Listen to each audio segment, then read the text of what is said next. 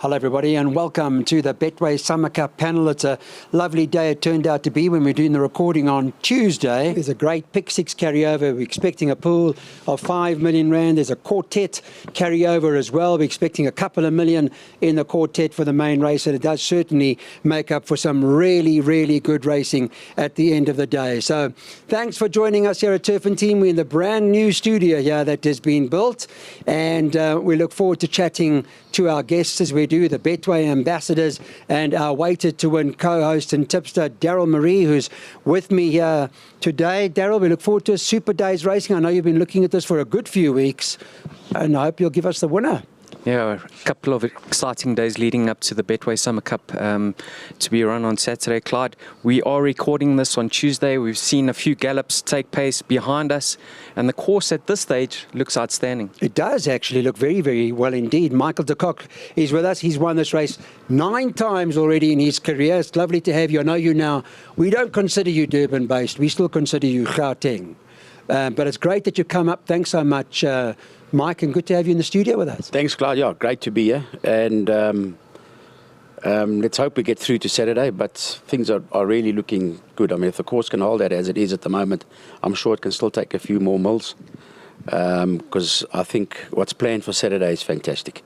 Yeah, it's got a lot to look forward to. Yeah, let's hope it happens. Let's hope so, Mark. 100% correct with regards to a big day that's been put on for the 11 races. Jonathan Blumberg sitting right next to Mike de Kock, and he is, of course, our head of Betway Africa. He's head of customer experience, and you've attended many Summer Cups in your life, long before Betway came to South Africa. So it's good to have you with us, Jonathan. Thanks, Clyde. Lovely to be here again. It's amazing how fast time passes, but the race is upon us. Absolutely right. Looking forward to touching on the betting as well that Jonathan's got for us from a Betway perspective. Tarry, sitting next to Jonathan, he's won this race 5 times in his training career. Yeah, it's been, I guess, challenging coming into this race for you, but I'm sure you're still very excited as you are every year. Yes, we've done our best. We've got a nice string on the day. We're hoping that everything goes smoothly and that we race, Clyde. There's a lot of rain around, but hopefully it blows over and we have a great day on Saturday. Thanks, Sean. Who will ever forget the great Anton Marcus, the punter's favourite jockey? He used to get them home for all of us, and he's won this race twice in his career. And thank you for making the trip up to Johannesburg. Lovely to have you back. Thank you, Clyde. Lovely to be here. Looking forward to Saturday? Can't wait. Yeah, okay. You'll be with us, of course, and it's a big day for all of us as we look forward to the richest race in South Africa. Now, what I want to do is just tell you about the top 10. We're going to discuss the top 10. It's a good field, a solid field, of course. The top 10 specifically in reference to them. And top of the boards is the horse from the Tony Peter stable. That is the Equator. He's currently priced up at this point in time at 22 to 10, but he didn't open at that price. Some had him over 100 to 1. Someone got lucky with him in terms of the value there. King Pelles, the second favourite, at 4 to 1. Atticus Finch is next in at 6 to 1. Madison Valley's 14 to 1 as we speak this morning. The Ultimate King's priced up at 15. Otto Lucan's 18. My Best Shot is at 22 to 1. Good to have the PE Raider here.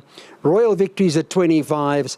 On My Honours at 25, and Spumante Dolce is also at 25. So the way I would like to pair them just for now in terms of favourite and the next best is Spumante Dolce. Let's talk about the Equator, Daryl. I'll start with you. He was very impressive in the manner that he won his last start. Why shouldn't he have been impressive, Clyde? He was weighted, he was slung in on that occasion.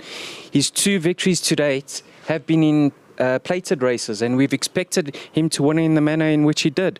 Last time out, he beat a horse rated 92.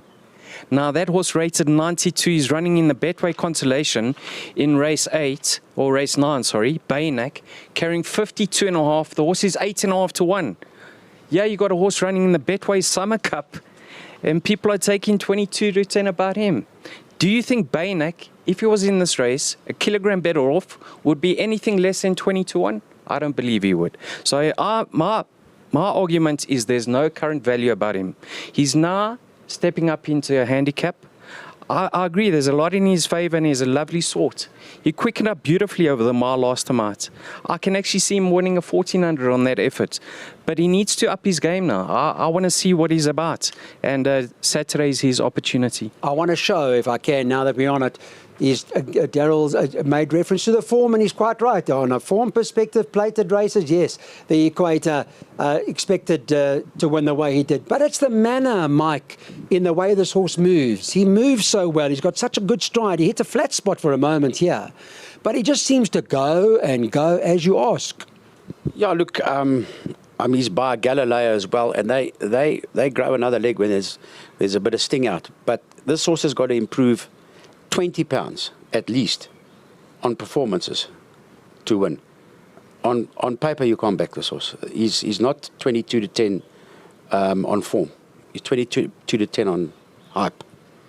But I mean, as a form purist, he's got to go a long way to win. I understand that, yeah. You know, at handicap terms, he's got to improve a ton. He moves well at home, this horse, Jonathan. He travels well. I think he pulverises any opposition at home, as I understand it. Where are you with him? I know you guys were laying double dig. We spoke about it at the draw, the great draw Betway put on for us at Katie's Pelles. And you said, I think you were laying 40 and 50 to 1 at one stage. Yeah, so fact is, 40 to 1, there was unlimited money for this horse. It's almost as if they knew what this horse was capable of, and the 20 pounds that Mark references is kind of what the stable must believe he has in the locker. I was more impressed with how that horse moved up around this turn in its last run than what it did in the straight. I believe that if they would have sat on this horse, it would have won a lot easier. So whilst I may agree in terms of the 2 to 1 now, in terms of the price, I think this horse has got scope, and I think this horse's last run was very impressive. I hear what Daryl says regarding Baynak and the opposition it's run against, but he can only beat what was there. Yeah. It's a silly saying that. This horse was impressive. 2,000, wet going, or slightly sticky. Huge runner. Huge runner for Jonathan Blumberg, the Equator. Sean, let's talk about him. Your views on him. I know we chatted to you the other night about him, and you're correct to what you said in the panel there about, again, referencing to plated races and what he beat. But are you impressed with the way he moves as much as I have been? I mean, maybe we want to show the Equator again whilst Sean is chatting about him. He does hit a bit of a flat spot at the 150 or thereabouts. Baynak was in there, Parisian Walkway's in there. I just like the way he moved, this guy. Yes, I suppose if this was a home gallop, Clyde, you'd be happy with that, the 2 horses that he galloped with, etc. But, you know, he's got to up his game considerably.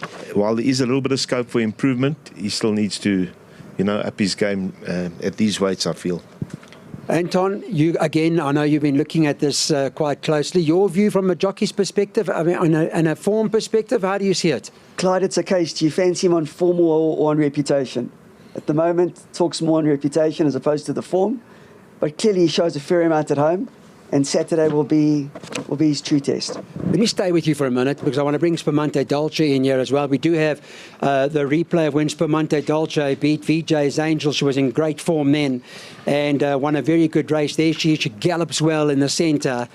Do you give her a claim? I mean, there's confidence, so we'll talk to Mike in a minute, that she may well be coming to her best and peaking for the race. Clyde, you know, she showed her versatility by running second in the Daily News, but I'm just of the opinion that she prefers slightly shorter. Okay, there is a question mark naturally around stamina. Sean, where are you with Spumante? Listen, she's got a claim, definitely. I mean, she's got class, which helps a lot. Yeah, well done to run the filly back so close after a disappointing start. Now it's a peak run. I think she could be there. Got to have a chance. Johnny, what's the book looking like on her at the moment? She's 25 as we speak. No real interest. Yeah, as Sean says, peak run.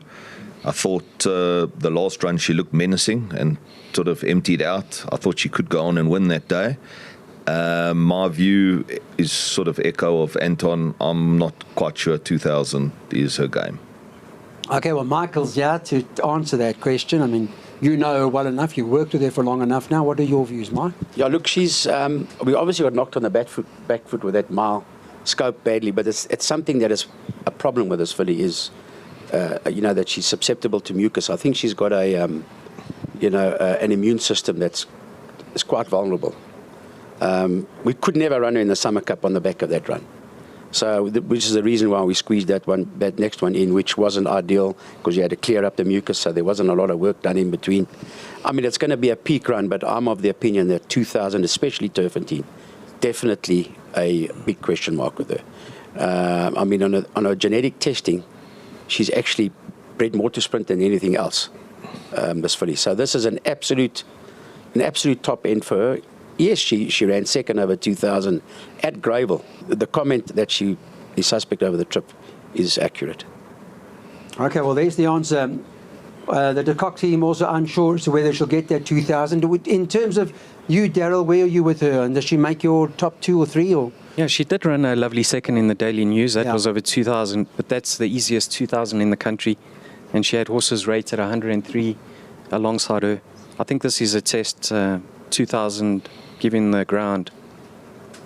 Personally, I'd like to see her come back in trip with a set of blinkers. I don't know. That's my opinion. I'm not here to train horses, but that's what I'd love to see.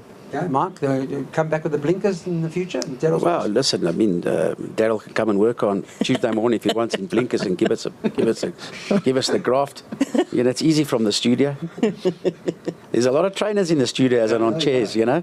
Lots of jockeys. Yeah, you're not bad yourself, Clyde, too. Never mind. Yeah.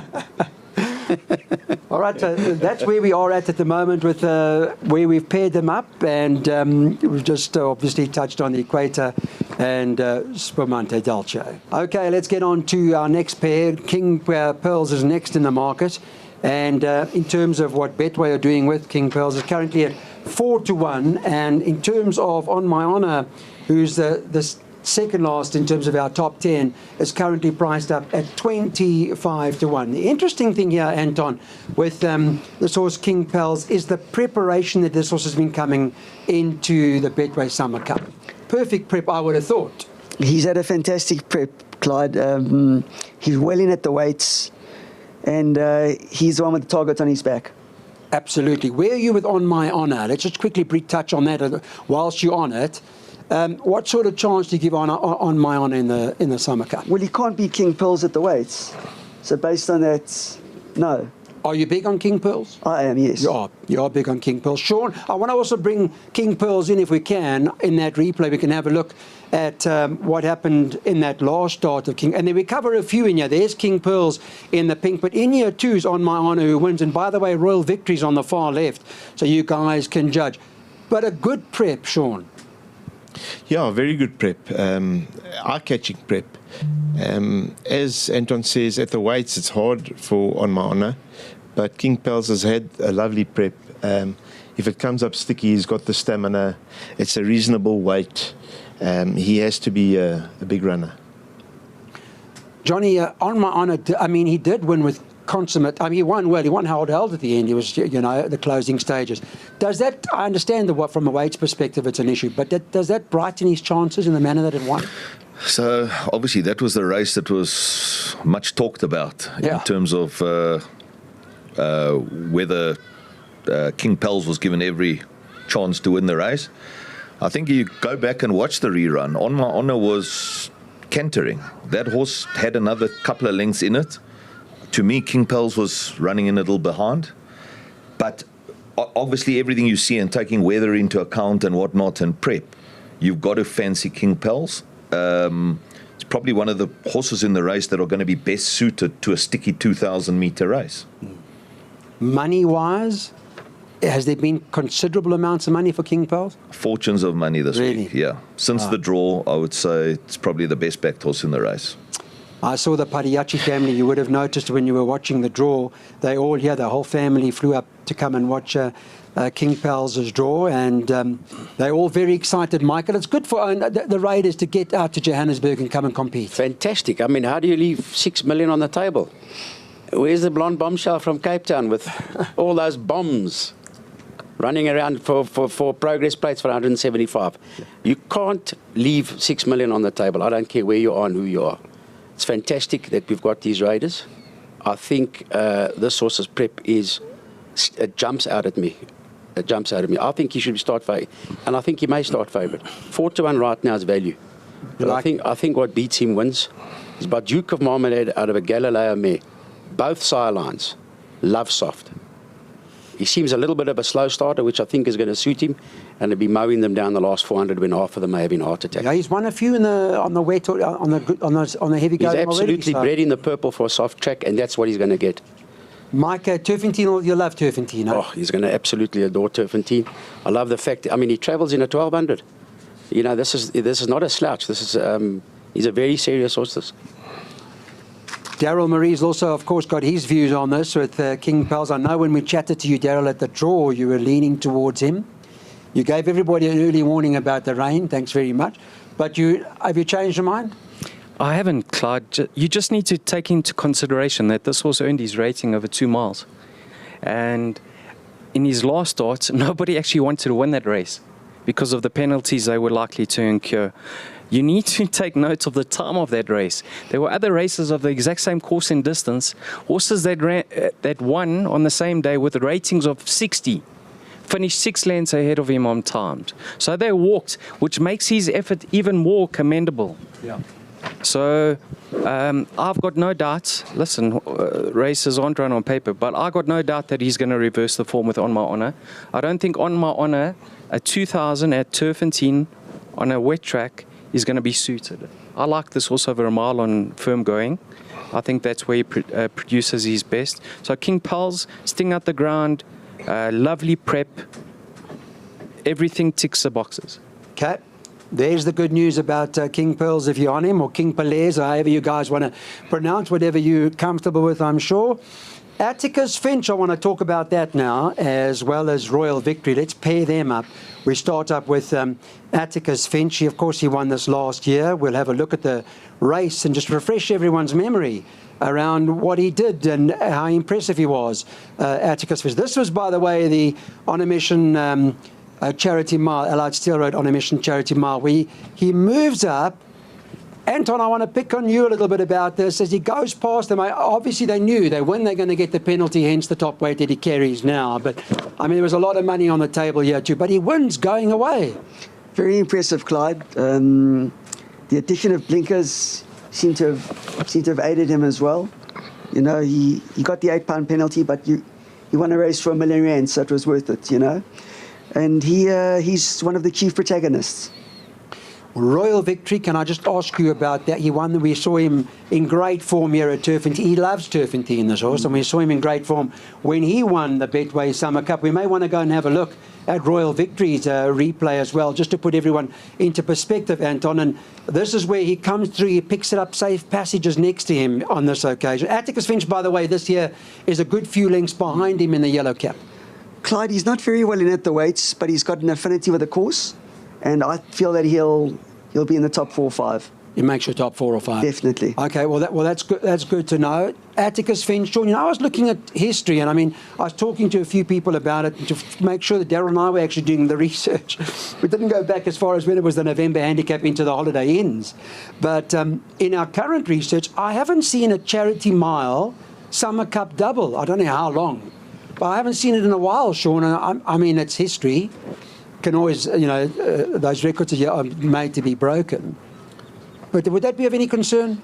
Not for me, the record books in terms of that. I mean, this is not the strongest Summer Cup field. So that's the first thing you've got to take into consideration. This horse is third run after arrest. He got £6, not 8. He deserved that. Anything against him, my 2 fillies ran second and third, and they were a little bit paddling towards the end, not really, you know, seeing it out in the softer conditions. But he's had a fantastic prep. He's got the draw. He's won the race last year. If his issues stay away, he's a massive runner. Massive runner. He's well, we believe. He's in good form at the moment, Atticus Finch. I was chatting to Calvin Michael at the draw, Calvin Habib, and he just said to me the horse is so well. He's come to good form. They're very happy with him. Look, he's thriving, this horse. You can clearly see that on form. I mean, Alex done an unbelievable job to bring this back from the dead. Really, 6 pretty poor runs for him. Obviously, he's got to the bottom of his issues. I'm fairly confident knowing Alec that there was still a little bit to come, even though they won really well. They've switched from cheek pieces to blinkers, which he seems to have a liking for. He was going away. The 2000 should be even better for him. Great prep and a trainer that knows how to do it, you know, so a lot in his favour.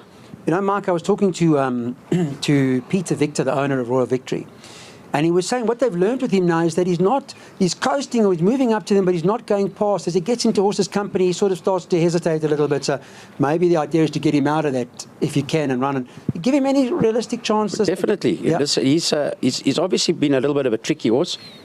I know the weights are not fully in his favour, but this is the third run. I like the third run. He's knowing 80, definitely left something to come. And I think he does grow another leg here at Turfentine for sure. He's not a 25 to 1 shot, and the Equator 2 to 1 shot. There's not a chance. You know what I mean? Equator's got 55. He's got 59. He's won 2 Group 1s this horse. Other ones won a graduation late. You know, you've got to respect that. And you know, a lot of respect to 80. I think he's had his troubles with this horse. He's not straightforward, and he's done a great job in getting the best out of him. And I think we're looking for a peak run here, third run. He's not a 25 to 1 shot. It was announced, of course, that Chad Little's now riding him. And Jonathan, Chad's been riding very well. He's bringing horses home. He's got the confidence again, which is good to see. He has. I think, listen, this horse maybe top 5, top 6, that kind of run. I can't see any reason why he'll reverse it with Atticus Finch. Something tells me, although I don't make Atticus Finch the horse to beat, but something tells me that this horse is better than it was last year.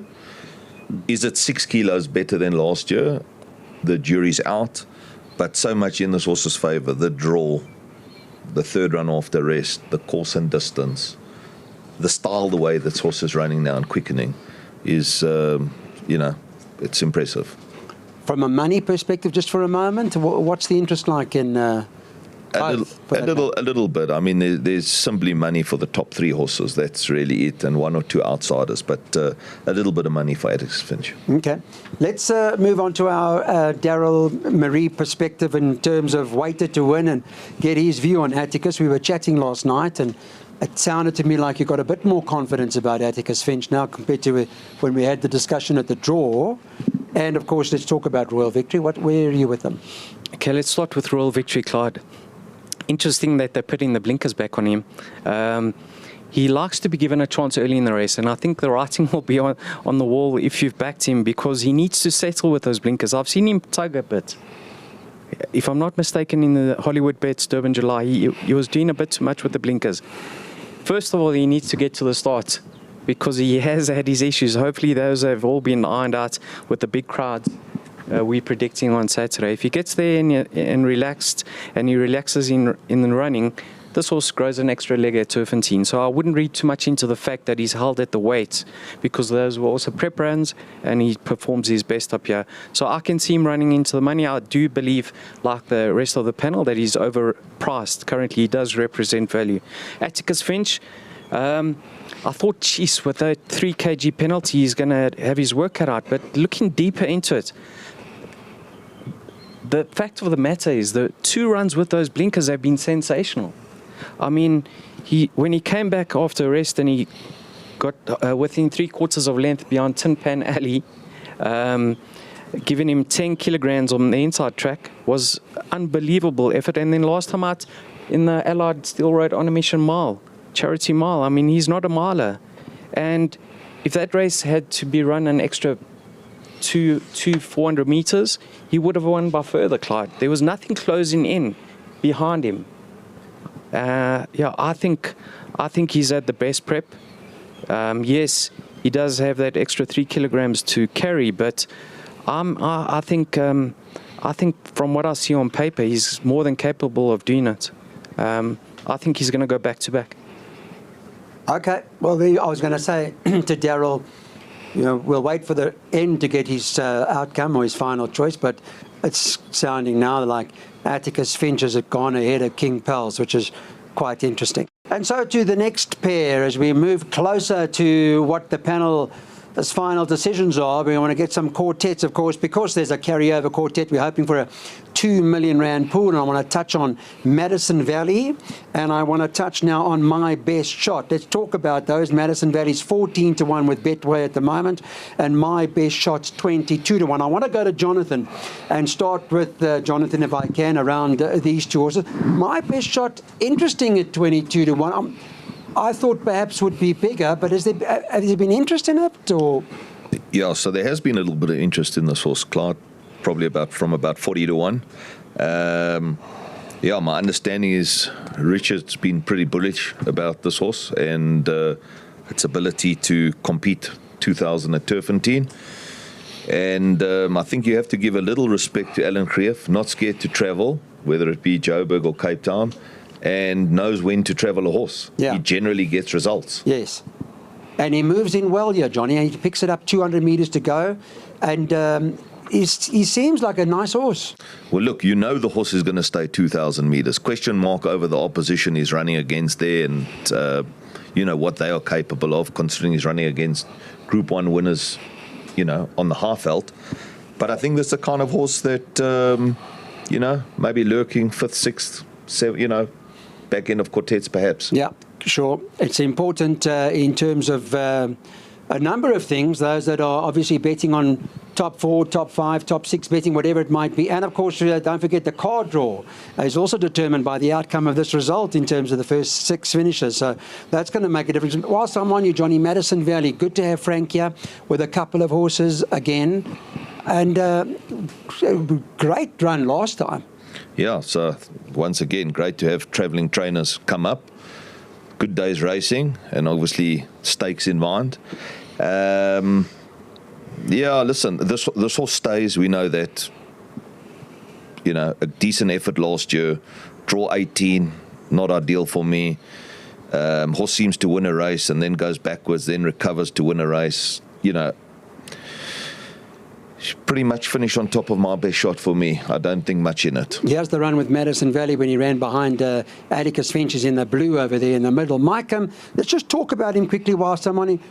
Comeback run last time out that over the 1400. We know he's a 2,000, 2,500, 3,000 metre horse, whatever the case may be. But fresh last time and won so well. Yeah, hell of a run. Really, really good run. I would love to have seen another run in under the belt. I'm not quite convinced 1,400 going into a 2,000 Turfentine is quite enough, but Frank has obviously got his reasons for that. But as I say, you know, if you look at his run last year, yeah, he sat stone last in that race. He did well to get where he was. So it was actually a very good run. But no, he's a serious horse. It's just a pity he's gone and draw, because you'd love to see him sitting 5th, 6th, not stone last. Yeah. Because I get the impression he's going to be very far back again. Zaki's in great form, in his favour. But as I say, I would love to have seen another run under the belt. Then it would be quite strong on him. He likes the wet too, does Madison Valley. So, you know, Alan Creef game, Mike? I mean, he comes, he brings them, he challenges. It's good to see the spirit. I mean, he's not shy. Listen, Alan's a great trainer, and he's coming from, he does it from sea level. I keep on hearing about these stories that you can't come up from sea level and run at Turfentine and run it wherever. Alan does it all the time. Top trainer, honestly, and he's done an unbelievable job. And look, again, I think a horse, the most thing in this horse's favour is Alan Creef. Yes. I'm not convinced that the PE form is good enough to come up and win a Group 1 year. But I mean, having said that, I probably open my mouth to change feature, because Alan, you know, knows how to do the job for sure. And he's got Richard as well. But I think he had a crack at the July. He finished 9 lengths back there. There's quite a few horses that have got him held on that. And I think the same horses could probably have him held here, albeit I think this is probably a better track for him than the July course. But, yeah, as I say, I think the biggest thing in his favour is Alan Creef. Alan Creef, yeah. Yeah, he's in great form, Alan. He's had such a tremendous season, Sean. He's got some lovely horses too, and it's good to see them on the high veld. Brilliant, yeah. He's had an unbelievable season. Obviously, a very impressive season last year. What he did with those young fillies, splitting them, making sure each one travelling to different destinations. Yeah, very well done. He's shown a few people up in the way that he travels. this particular horse I'm not mad about on the July run, unless there was a reason that we don't know about. But I think Madison Valley's got him beat. And even if you go back to Royal Victory's got him beat on the July run, and Madison Valley's got Royal Victory beat on the July run. So I think Madison Valley actually is a runner. I have to also respect the fact that Craig secured the ride so early, even though I was hanging on and hoping they'd already sealed the deal here. And they booked this one nice and early. And while Michael said another run, I would tend to agree with that. But 22-4 at Gravel, the last bit for a horse that gets a 3-2, I think is quite impressive. And Craig is in tremendous form. I've got a feeling in this field he won't sit and wait. I'm sure he'll place him from that draw. Yeah, he's Anton. Craig Zaki's having a crest of a wave at the moment. He's really riding well. I know he's hungry for the championship to get his hands on that trophy. So it's always good when you've got that kind of confidence and that that eagerness to marry with it. Look, he's always been a very good rider. He has. Tell me your perspective on... I want to just quickly go back to last year's race with Madison Valley, if we can, whilst Anton's chatting through it when he ran behind Atticus Finch. Your take on Madison Valley, Anton? My only concern is the draw, because if you look at the race, it appears to be slightly void of pace, unless, of course, there are one or two trainers who prepare to sacrifice their second stringers. But the draw concerns me. But this was, he ran... got beat just over 2 lengths at level weights with Atticus Finch. He's now getting 5.5. But the draw is a big concern for me. My best shot, you give him a Quartet chance, perhaps? I think he's got to prove that he's as effective outside of his home province, Clyde. Okay. All right, so let's come back to Daryl quickly and just summarise these two horses for us. Put it into perspective as to where they fit into your play, Daryl. I think my best shot has been beating the same field in Port Elizabeth. Last time out, he got a horse called Lancian Fiame, got within a length of him. He was 3 kilograms under sufferance. I don't think that was a great effort. On his July run, he's got it all to do. So I think if he runs in the top 6, it's a great effort. Madison Valley, yeah, interesting that he is extremely well on last year's run. But like Mark says, I don't think his prep is as good as what Atticus Finch is this year. And unfortunately for him, he's drawn out badly once again. I mean, 2 years in a row, he's jumping from stall gate number 18. Does he get a lot of luck in running? Let's hope he does. And I can see him running into the top 4. Last time I Clyde, yes, it was a cracking comeback run. But it was a conditions plate, and he was extremely well weighted on that occasion. And the July run finished alongside Royal Victory. Royal Victory, personally, is a good few lengths better at Turfentine than at Gravel. So I'm leaning towards Royal Victory over Madison Valley out of the top 4 in the betting. Going to be an interesting race indeed, and we look forward to chatting about the rest of them straight after this. The last pair we want to talk about now, obviously, the Ultimate King and Otto Lucan. We'll talk about those two, and I'll stay with Daryl. And whilst we're chatting about Otto Lucan, I know there's been some interest. We'll get to Jonathan in a minute with regards to the market. I want to go back to that last run of Otto Lucan. On this occasion in the Charity Mile, just had the one run, obviously, coming into the race. So perhaps not ideal, but he knows the course, this horse. I mean, we know where he comes from. Clyde, he's my dark horse in the race. I can actually see him going forward this time around. Last time out in that mile, the winner, Atticus Finch, came from behind him on the fence. But you can see he's actually plugging away over there. He's trying his hardest. And I think this time around he's going to strip fitter. And he's a much more... He's a much better horse over this sort of distance, and he goes well in the soft, so I can see him running into the money. I don't really see him reversing that form with Atticus Finch, but I do believe he's a nice trifecta Quartet inclusion. The Ultimate King, I think he's been on the boil for quite some time to qualify for this race. I don't know how much he's really left on the bone when it comes to his chances. Plus, he comes into this race under sufferance. I'm not really in his camp. Michael, I suppose with the prep, just perhaps shorter run, you watched that last start of his, what did you think? Yeah, I thought there's a bit one pace in the finish there. I mean, obviously needing it, I get that. I agree with Daryl's assessment there that he's got to go forward. I think he's a grinder, this horse. I don't think he's also going to fly at them from 6 lengths back. He's going to grind away and have, up there on a, let's say it's a slow pace, and he's thereabouts. He's going to be one of those grinders. Again, another horse I probably would have liked to have seen have another run in Joburg. But I could see him running a place. Garrix doesn't do much for his form. There's not a lot in his form to suggest that he can win it. There's a lot that suggests he's quite an honest horse that could run pretty well. And he seems to be quite dogged when he's in a finish with the horses. He can fight, you know. But I think he's a kind of horse of there's two or three in there that I see could be going forward. I wouldn't be shocked to see him leading or in the top 3. I think if he's going to have any chance. Johnny, you were talking about this horse, Otterluken, for a while. You've been telling me this could be the dark horse in the race. Money-wise, has shortened in the betting, or what's the traction been like? There was early money for it. This was a horse, when I looked at the early nominations, if it would have had what I would have obviously termed a perfect prep, i.e. come in here, third run after a rest and a decent build-up. This is the kind of horse, to the guy's point, 2,000 meters, while everyone's not looking at who's doing what, this horse gets to the front and controls it from up front.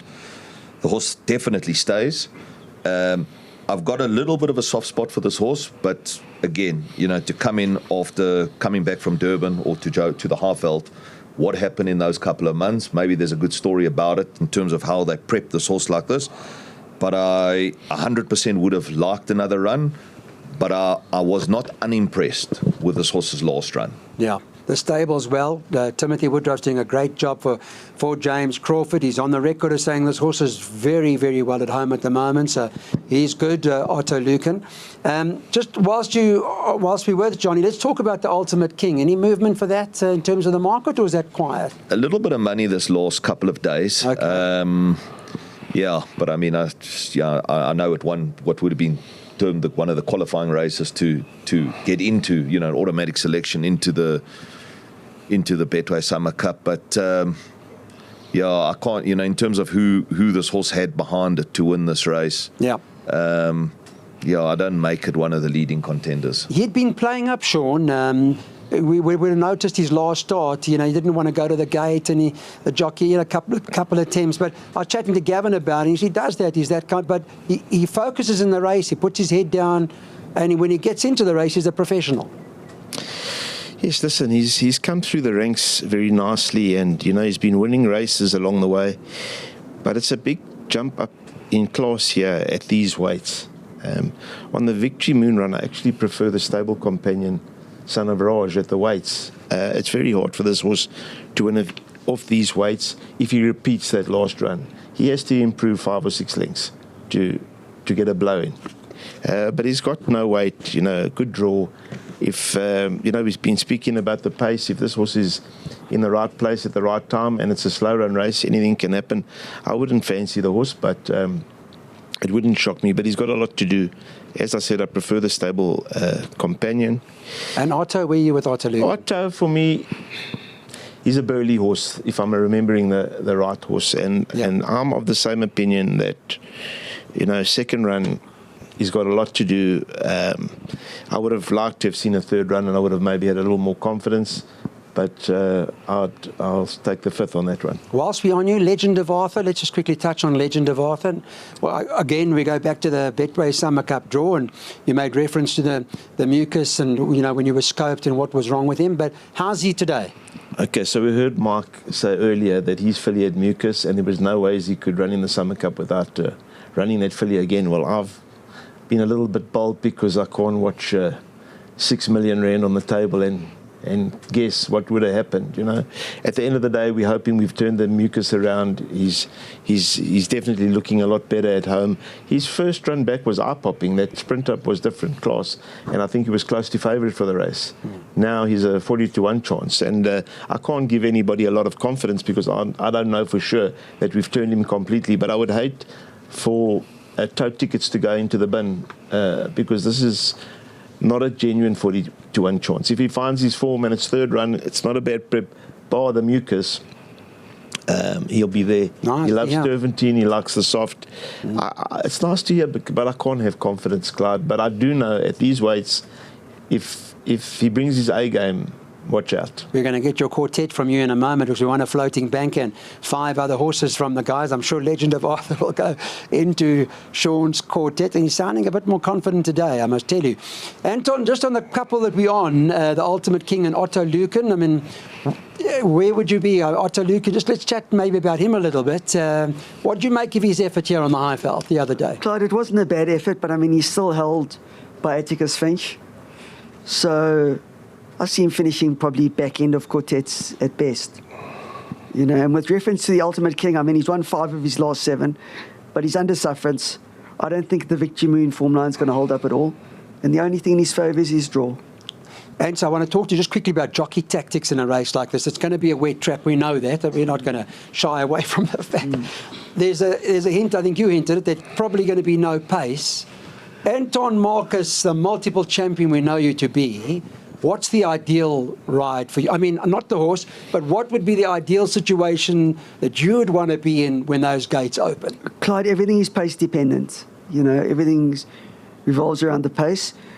But looking at the race, I mean, I wouldn't be scared to place. You know, on paper, it doesn't appear as if though there's a tremendous amount of pace, albeit it might very well turn out to be a true run race. But I don't see a tremendous amount of pace. And as I alluded to earlier, unless 1 or 2 of the trainers, you know, decide to use their second bow to their string. Okay.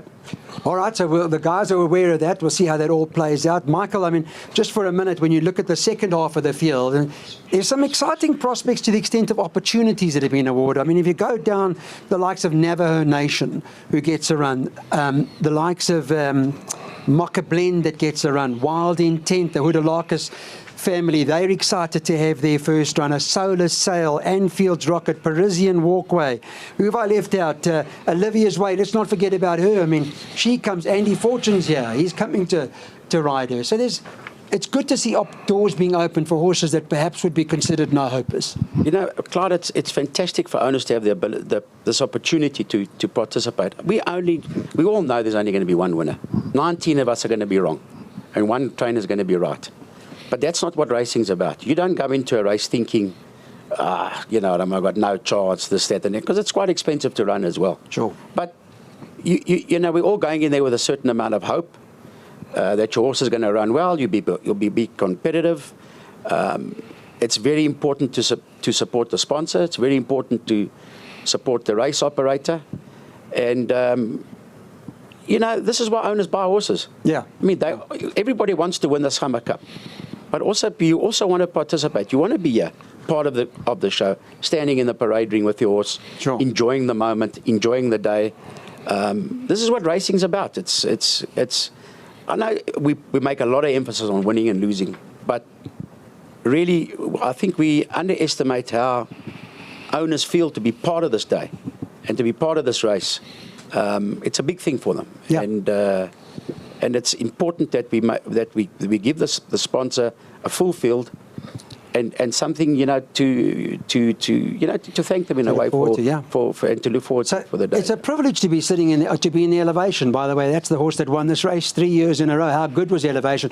Just on that's the trophy. I don't know if you guys want to have a look at this trophy. Get a nice zoom shot of, wow, as Mike references, owners get excited to get a ticket to run in the Betway Summer Cup, and that's the beautiful trophy that you get to lift.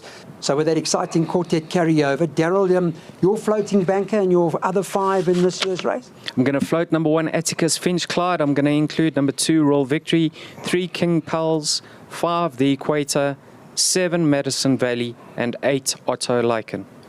Okay, we got those selections from Darryl. Let's go to Anton. He's the guy, just by the way, when we were on the July panel with Betway, Anton was on there. He tipped the quartet, so there's an expectation, Anton. Well, look, I'd put number 3, King Pelles. He's my floating, eh? He's my floating. Okay. And my numbers are exactly the same as Darryl's. Okay, what are those again? Darryl, can you remember what those are? Yeah. 1, 2, yes, 5, 7, 8. Okay, so floating King Pelles for Anton in that regard. Sean Tarry got very close in the July with his quartet, so Legend of Arthur is obviously one of the other 5, I would imagine. No, you're going to float Yeah, him. no, 100%. Listen, Yeah. I'm actually going to go with Madison Valley as the Your floater. Okay. Because Craig Zaki secured that ride so early, when we were still hoping to be in the play. He must have known something. Okay, so I'm going Madison Valley as the floater. I think Craig will go forward on this horse. He'd be mad not to with this weight. And I will include definitely 1, 2, 3, 4, 5, 6, 10, 11. You're going for way too long. I need. You need If to you be want to complete. catch the No, big I one, appreciate. you might thank have you. to go a little wider. You've got to thank you want to very put much. the punters out, or you want to see them in profit mode? No, but you need to be on level playing field. So I need a floater and 5. So you have to choose 5. So your floater is Madison, and who are the other 5? Okay, we're gonna go 1, 2. I'm gonna go 1, 3, 4. Yes. 6. 1, 3, 4, 6. One more. 1, 3, 4, 6, and Let's go with 90. Royal 2. Victory. Okay. 1, 2, 3, 4, and 6. Therefore, for Sean, right in the other float. Jonathan, if you were asked the question, you're floating banker in 5. I'm going to float King Pelles with Atticus Finch, the Equator, Otterlaken, and 2 lunatics for value. Yes. One being Bus Stop in Hounslow. There we go. What a beautiful prep. 3rd run after arrest. The run to Tin Pan Alley, we're waxing lyrical about Atticus Finch's run. This horse is better off at the weights. The next run over 1600. Surprised you don't have the race replay for this one, Clyde. You obviously missed something. I should have put it in. That Sorry. was really, really impressive. The question mark is obviously the 2,000 meters. But we'll take a chance that this horse sees it out. I'll add that in, and I'll put Olivia's Way in. No question marks for me over the distance. Prep, not too bad. Thought this horse moved up last time with an absolute ton in hand, and Tunny player came to grab her. But she'll enjoy 2,000 in the soft. Yeah, you get Olivia's Way and you get Bus Stop in Hounslow in the Quartet. My ticket. Yeah, it's Jonathan's ticket. Okay, Michael, your play of Saturday. Banker King Pelles to win. Okay, no floating for with you. the field. You don't want to know. You'll get the lot. Bus stop in Hounslow 2nd, Dolce Yeah. Spumante 3rd. Third, yes. Carry over, brother. Legend of Arthur maybe 4th, who knows. All right, so there we go. That's pretty much what we look at. I want to, just before we go, just to chat to Sean quickly and Mike about Dingons. We've got to talk about the Dingons quickly. Tin Pan Alley, and I mean, you've got a couple, but how's it been going? So, obviously, I've been very happy with him, Clyde. A couple of weeks ago, I'd say about 3 weeks ago, a lot of my horses presented with mucus and high SAAs. He didn't escape. He was one of them. Everything seems like it's cleared up and out the way. That's the only thing that's at the back of my head. Otherwise, he's looking good. He's doing well. And I'm hoping that he can hold the level of form that he's been at up to now. Shadowfax doing all right? Shadowfax is doing well enough. I may have scratched him out of his prep run for the wrong reasons. Yeah. It was the last race of the day, or one of the last 2 races of the day. The weather predictions weren't good. We didn't really want to take him to the course for nothing because he does play up. But in retrospect, I think I would have liked to have had that run under the belt. Having said that, he's still a fresh horse. He's going to run on very nicely, and he's got his whole career ahead of him. Mark gets Jan van Goyen and Whispering Death. Of course, the question also is all about Jan van Goyen because we haven't seen him this season, but we know how good he is, Mike. We were chatting just now. You want to share with the public what's going on? Yeah, look, he suffered the same fate as a lot of Sean's horses, but very early, just before he was going to run, obviously, in the Graham Beck, but he also finished up with the mucus, high SAA, so we had a back ride off him, and then the prep run came too soon. So not ideal. We've done everything we can. He's been here to gallop. He's doing extremely well at home. But for the fact that he hasn't had a run under the belt, I'm not massively concerned about that because I think we've given him a fair amount of work. And the work we're missing now, most of the prep has already been done, into this week. He's obviously a useful horse. I don't think he's going to mind it too soft. Certainly the eyes on the real prize, which is the guineas, which sadly, is not ideal in 2 weeks later, which is going to be his second run.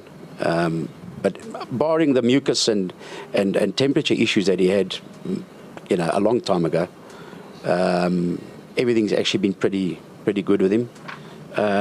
Whispering Death's a lot better than his last run.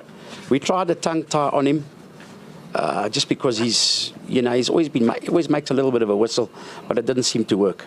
Maybe it was a bit of a knee-jerk thing. But even still, his prep run back at the weight conditions wasn't a bad run. And if we go back to his early form, he's a runner. And I think he's going to have a peak run. He's got the 2 runs under the belt. So we're pretty happy with his prep going into the race. Thanks, Mike. Thanks so much. We look forward to seeing it because, of course, Jan van Gooyen's the boss in terms of his previous form, but Tin Pan Alley's no slouch. And there's the new kid on the block. His name's Trust, everyone's talking about. So we're going to see how he does. The wind is now blowing at Turfentine, which is, of course, very good news for everybody here. Thanks so much to everybody for being here. Great to have Anton, Sean, Jonathan, Mike, and, of course, Daryl. And we hope we get those quartet right. We look forward to seeing everybody here at the Betway Summer Cup right here at Turfentine Racecourse on Saturday.